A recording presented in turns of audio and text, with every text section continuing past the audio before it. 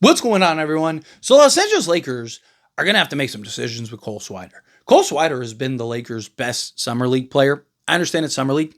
I understand people are going to be like, it's one thing to do summer league, it's another thing to do regular season. But he is clearly just better than everybody. He's an NBA player. He looks like every bit the NBA player out there, right? He's not a guy you're looking to bring in and be, your star or even like in your starting lineup or anything like that. To me, I look at him as the kind of role that I've talked about with Dalton Knecht.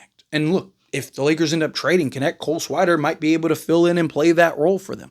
Because one of the things that I've talked about specifically with Dalton Knecht, and I'm not saying that Cole Swider is better than Knecht, I'm talking about the role in which Knecht is most likely to play this season and potentially his entire tenure with the Lakers. And that is a spot-up catch-and-shoot three-point shooter in the corner. Now, I'm not saying, again, that that's all he is, but the role in which you play and what you're capable of doing are not the same thing, right? At least for this season, you have LeBron James, Austin Reeves, and Luka Doncic. We'll see what happens with LeBron James. We'll see what happens with Austin Reeves. But right now, that's the guys. Those three guys are going to be your main guys. Those three guys are going to have the ball in their hands 99.99% of the time. DeAndre Ayton is going to be the guy that's going to be right in the mix in the heart of it all because he's going to be the guy feasting off of those three guys. Right? Everybody else is going to be and having to play a role. Even Ayton is going to have to play a role. But, Dalton Knecht, he's not going to get to be able to take guys off the dribble and stop on a dime and shooting over the top and doing all this other stuff. Yes, he might be able to here and there, but most of the time when he's on the basketball court, he's just going to be in the corner waiting for the ball and shooting the basketball. Cole Swider can give you that very thing, right? And you can slot him at either wing spot, where Knecht's kind of 2-3 type guy. You don't really want him at the 4. Cole Swider can slot in at either wing spot, which I think is good for the Lakers. Again, I'm not saying he's necessarily has to or is going to be a Dalton Knecht replacement. I'm just saying if you were to trade Knecht and it's like, man, we could really use that corner three-point shooter, Cole Swider has shown that variability, right? And the guy's balling out. I mean, the guy's averaging 20 a game throughout the summer league thus far.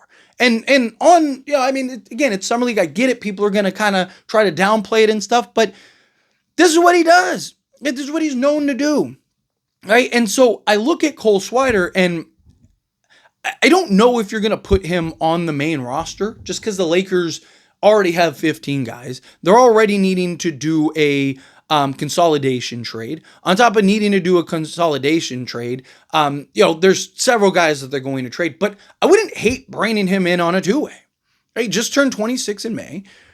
Might bring him in on a two-way, let him get some spots throughout the course of the season, and see if he can play that role for you. Right? I mean, he's playing well enough to warrant at least a two-way roster spot. Right? Like, you're going to have Eric Dixon, right? The way Jamison has played, as much as I like Jamison, I think you got to get off of him. Right? Especially now that you got Ayton and you got Hayes and you're probably going to go and trade or sign another center. I think the Lakers will be fine in that regard. Right? So I think you're going to have Eric Dixon, right? And maybe you bring in like, an Arthur or something like that. But I think Cole Swider might end up being that other guy. And I think it would be very warranted. I think it's something that, again, he's balling out right now. Dude, the guy's been in fuego, right? He's been doing it through contact. He's been doing it everything. Like he's been putting the ball on the deck, shooting over the top of guys, right? He's shown that he's more than just a spot-up catch-and-shoot three-point shooter. But again, he's fine playing that role, right? How long is Dalton Knecht going to be fine playing that role and being limited to that role, right? Because you got to keep in mind, as long as Austin Reeves and Luka Doncic are on this roster, at best, Dalton Knecht will be the third option.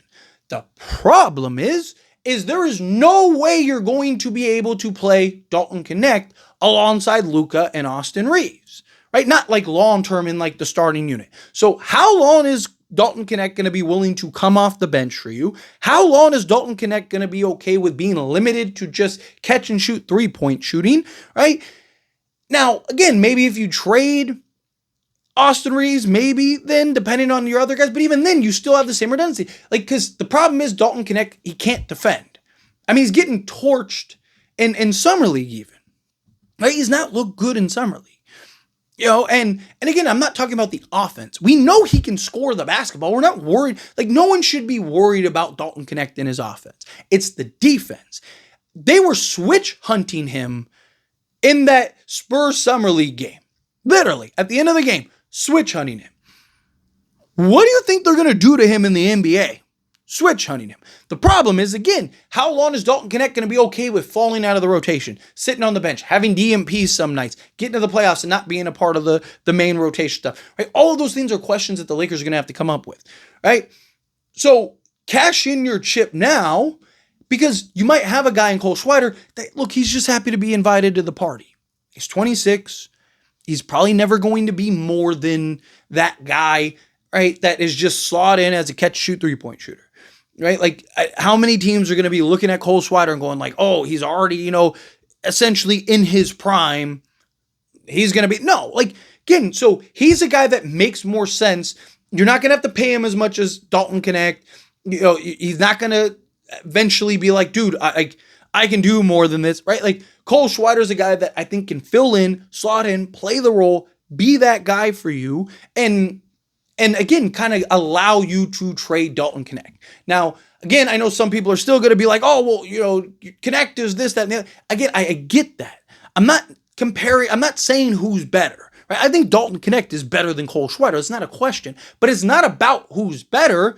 It's about the situation. Right? Situational awareness. And right now, the situation says that Lakers have several needs that they badly need to address, and Dalton Knecht is the best trade chip right now that the Lakers have in order to acquire that guy. So if you can turn Dalton Knecht into a Andrew Wiggins, right? Now you got a player that can help you win right now, and then it's like, oh man, well, we just traded and got off of a shooter. We need a shooter. Cole Swider can come in and play that role. Right. And again, I know I've seen already comments from people when I've talked about Cole Swider where they're like, oh, well, like he was already on the Lakers and left the Lakers and, he can't find a team. Again, you know how many times that's happened in the league? You know how many times guys have gone places and just turned out to be, terrible one place and then came to another? Most of the guys that many Laker fans scream to go get had the same situation. They're journeymen and all this other stuff.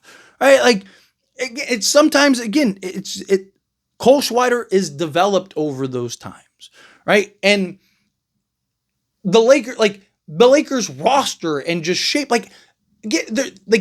what happened yesterday is not today. Again, so Cole Swider being a kind of fringe NBA player previously has no impact on what he is today, right? That's why players continue to improve and get better. And Cole Swider has clearly improved and gotten better. He's able, my biggest problem with Cole Swider a couple seasons ago was the lack of physicality, right? He played so soft. He's like, it's like, dude, the guy's 6'8", 6'9", and he's playing, he might as well be 5'9". Right? He's out there getting bullied and pushed around, and, teams are bumping him, and he just it's like he's lost when that happens. He essentially needs to be wide open and knock down shots. That's changed. It's changed. The guy is getting and one threes and finishing through contact and doing X, Y, and Z, right? You're seeing all the things that you wanted to see and the growth and improvement of Cole Swider. Even defensively, he's been better than he was back then. Rebounding the basketball, he's been better than he is back then. Literally, every facet of his game has been better than he was several seasons ago. Why? Because he's grown and developed and worked on his game and honed his craft the last few seasons, right? So Cole Swider is looking the part that the Lakers could potentially need. I'm not saying you have to sign him to the main roster. I don't think the Lakers will sign him to the main roster because the Lakers have several needs that need to be addressed that are far greater than Cole Swider, right? But if for whatever reason there is an open roster spot and you bring in Cole Swider, I wouldn't hate it. I think you bring him in on a two-way contract, right? Give him spot minutes throughout the course of the season. Give him games here. The guys are going to miss nights. Guys are going to miss time. It happens. It's part of the league in today. The days of everyone playing 82 games is far behind us. So you let him get minutes and you let him kind of be a part of the team during the regular season, and you kind of evaluate him and engage him alongside Luka and Austin Reeves and these other guys. And then, next season, not this season, but next season, if he was great and he looking good, and now players are falling off the books and everything's, happening the way that, you're hoping that it happens. And, now it's like, okay, well, we could use a guy like Cole Swider. Now you bring Cole Swider in, right? Like, that's kind of how I look at it. I look at him as like a utility guy this season on a two-way. Let him play the 50 games that he can play. Let him play those games. Let him get the minutes. Let him get some time to kind of show what he can do, right? And then, from there, evaluate for the following season and see if he can be an actual rotation piece or even just that assignment guy, right? It's like, hey, man, you're going to get, 10 minutes a night and you're going to get, probably 4 to 5 threes a night. Can you knock down, 2 of those 5 and be 40%? Perfect. But let me know your thoughts and opinions down in the comments. That being said, if you haven't liked this video, hit that like button. Helps me out. So we enjoy these types of videos, and I truly appreciate it. Not subscribe channel, hit that subscribe button. Turn on the bell notifications. Appreciate y'all. See you in the next one. Thank you.